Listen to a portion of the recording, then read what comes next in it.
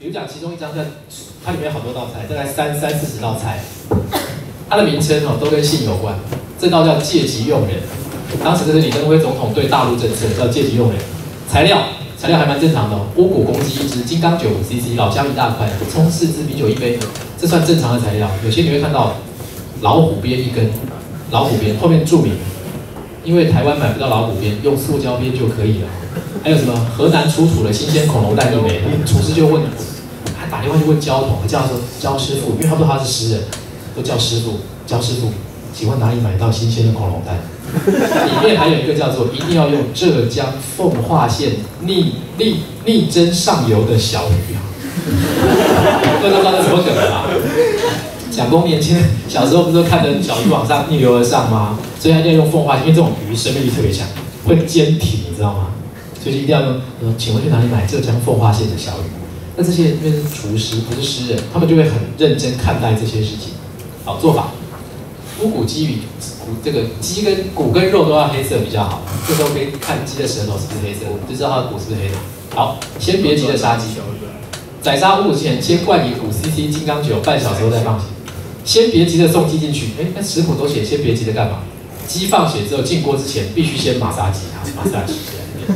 先别急着升温，锅内的水刚好可以淹过鸡为准。至老姜1大块，水沸时放4支葱，1杯米酒，再放进光鸡加盖。先别急着掀盖。他从头到尾跟你讲说不要急着干嘛，不要急着干嘛。等水沸腾5分钟，熄火焖熟，再掀锅盖。先别急着张口。送进嘴里他还要管。起锅后依个人口味轻重，鸡身上抹一层盐。先别急着伸出舌头，知道你们要舔的。鸡剁块后撒上苍麻油、葱花。好，说明这道菜怎么样才做得好？鸡遭阉割时会充满愤怒跟恐惧啊，这个愤怒跟恐惧会留在肌肉当中。依据食物链法则，这个坏情绪会影响人的情绪。这当时胡说八道，根本没有这件事情，这诗人乱写的。这临行前坏情绪会影响人的情绪，当然说个毒素那些可能是有了。吃下太多坏情绪动物的尸体，会引起虚火跟肾亏啊。金门酒厂所产的金刚酒，因为经营了823炮战的氛围，吸收前线各种巨炮的精神，特具威力。为什么要买金门的金刚酒？原因在这里。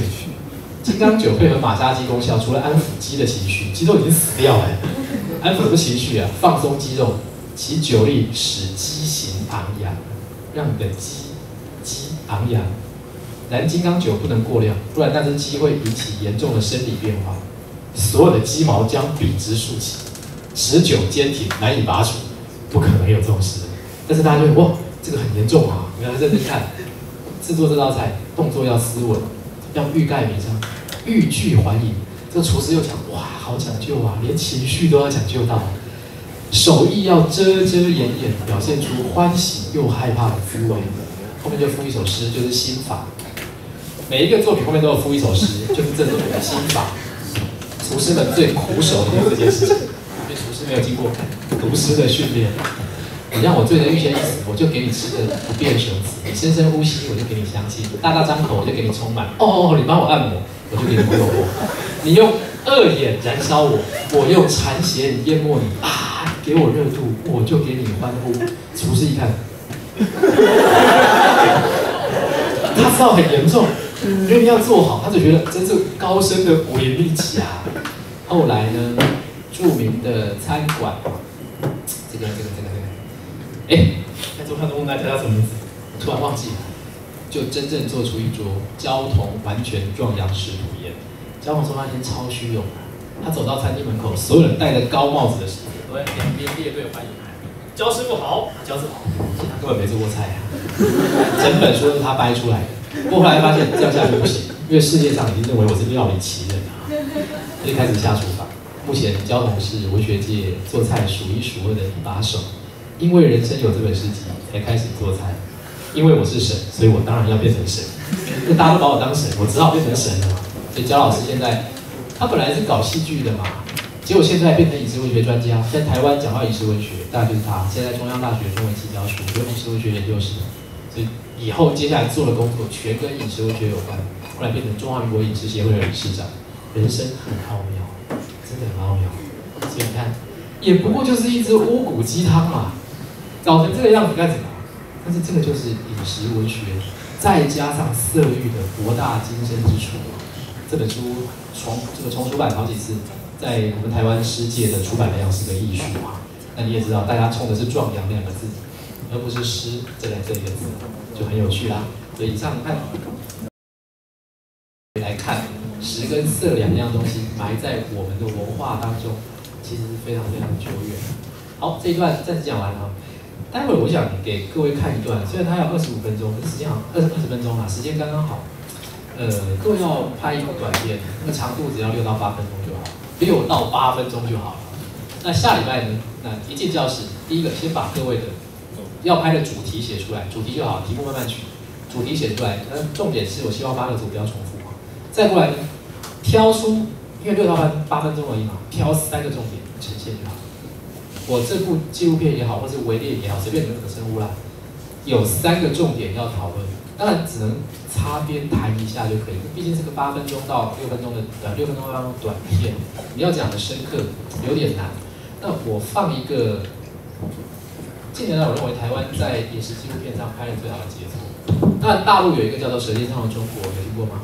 已经拍完，现在已经在播放2。台湾是播放多让，我觉得精致度更好一点。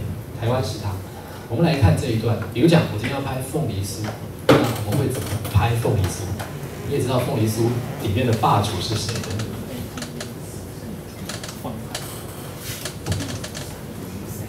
公式这一段真的。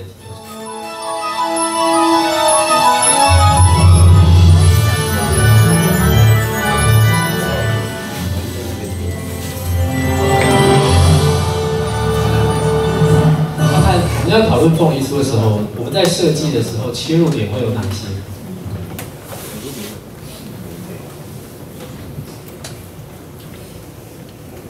要讲到就是微热山丘这一家了哈，有吃过吗？非常好吃，没有话讲。那这个跟以前一般凤梨酥有什么差异？有什么不一样？那除了好吃之外，当然它好吃啊，而且它不便宜啊，还蛮贵的。这个凤梨酥的外形跟我们以前看到凤梨酥外形一样吗？不一样。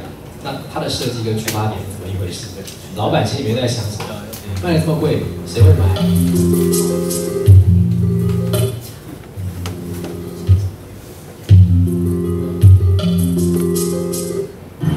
也有，但没有那么好吃。台湾のパイナップルケーキがいっぱいありますけど、なんでサンキルスを選んだんですか？ルルブを見て、それから台湾のねお客様がいらしてね、ここの美味しいよって頑張ったのでそれで来ました。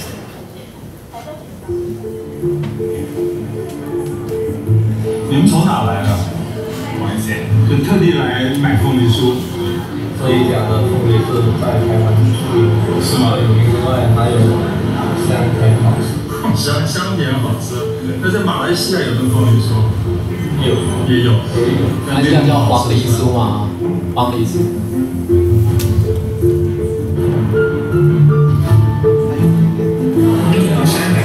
从香港，那怎么会到这家这个凤梨酥呢？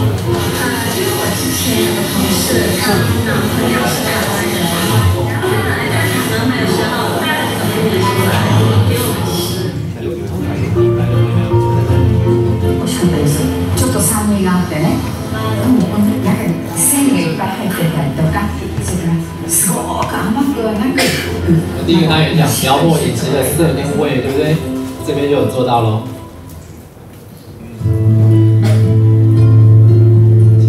5个单元，累积饮食的体验，描摹饮食的色味，寻找饮食的掌握，寻找饮食里面人跟人之间的情感，就事情，还有今天我们讲发掘出一些根本性的心理结构或是社会文化结构，大家可以从这几个角度去设计一下未来的希望，还是未来的理想。难得啊，有这种地，做食品就是不一样。卡在工业区里面太奇怪了。就你现在的工厂是在工业区。对啊，在这边多好。而且一直想盖一个不像工厂的工厂，到时候一定是一堆树，把工厂隐身在那里面。一开始就是想这样做的。刚开始只是想帮我弟弟，帮周边的几个农民。当初我根本没有想把它当成是我的事业，一不小心成功，一不小心成功是对美丽的意外。所以刚开始就讲说啊，当多大的计划，多远的计划，骗人的了，怎么可能？本来他的亲戚 Michael 的亲戚是要做铜锣烧的嘛，对，但是后来其实他们找了一个顾问研究一下，发现铜锣烧好像到处都有嘛，都在卖，也不特别，你做大概也不会做赢别人，不会成功。4个大男人，中年转业的男人，然后去弄一个甜点，然后搞一个偶像剧的名字，应该是蛮冲突的吧。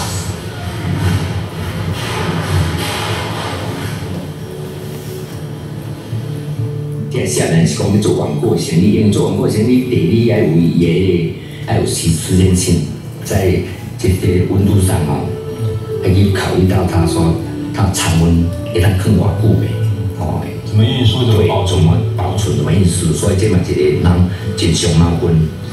是变的，毋是讲遐尼啊好做哦，你若无内行出来哦，要做嘛无较遐容易安尼。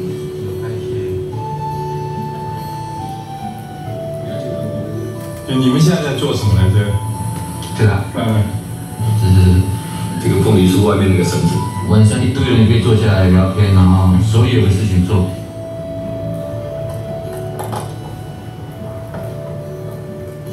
但我记得做出来的时候呢，因为它还是一个传统的蛋糕点师傅做的嘛，所以传统上会放的东西都会放，所以传统的添加物了，简单来讲。7、8个月有没有吵架？吵架，经常吵。真人吵这好食，这歹食呢。有时伤劲，有时无够无咧水分安尼。了这个形体吼，嘛是考虑较足久的，讲到底是要做圆的，要做扁的，要做长的。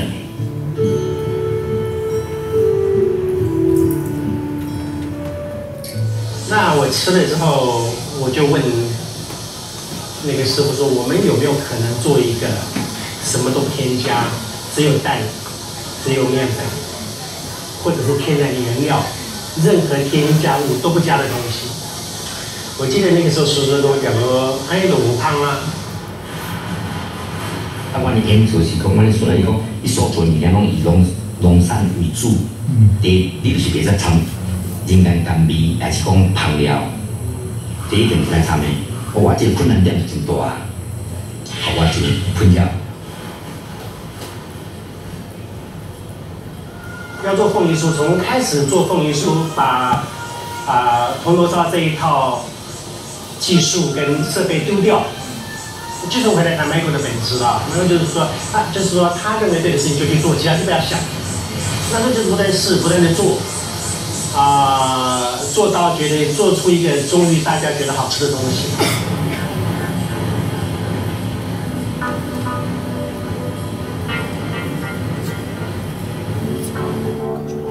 你好，看看哦，谢谢。你好，看看这里这个凤梨酥，请你试吃。现在大家到了彰化、维乐山区都可以免费吃。很多人试吃，或者我想很多人都有经验，他可能去上网试试，他给你一小块，但他不一样，他给你一整块，所以让你印象很深刻。我觉得我们上来就是来的，就给他试一次，然后还要给他喝茶，就比较像传统的山的鸳鸯，就是台湾那种当初的那种人情味嘛。好客凤对呀，奉茶，奉茶，这山顶人的真大的心。